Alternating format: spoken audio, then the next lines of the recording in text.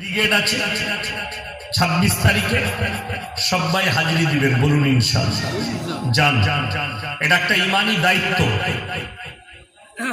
ইমানি বড় দায়িত্ব যে আলেমরা ডেকেছে না কে ডেকেছে? ইসলামের সম্পত্তি বাঁচানোর জন্য, ইসলামকে বাঁচানোর জন্য ডেকেছে। চোখ বন্ধ করে ওখানে হাজিরি দেন। আমি যাব কিসের স্বার্থে?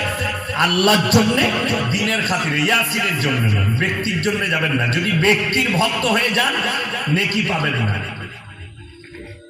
যদি ইসলামের ভক্ত হয়ে যান, কোরআনের ভক্ত হয়ে যান 26 তারিখে, আপনার লাভ আছে।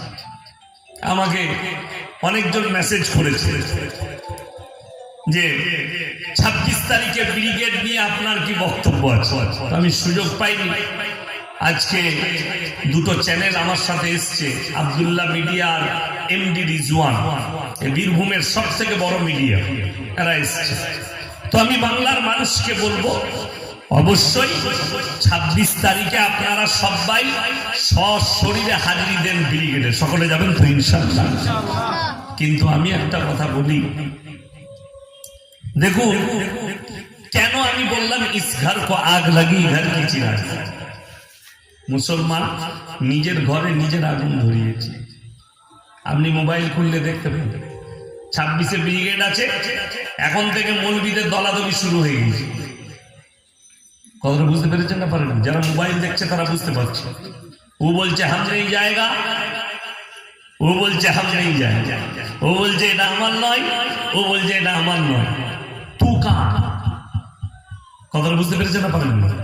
যদি বলে এটা আমার নয়, তাহলে শুনে রেখে দেন, কটা মুসলিম নয় 232টা ভোট পড়েছে পার্লামেন্টে মুসলিমের পক্ষে, ঠিক কিনা কথা বলে?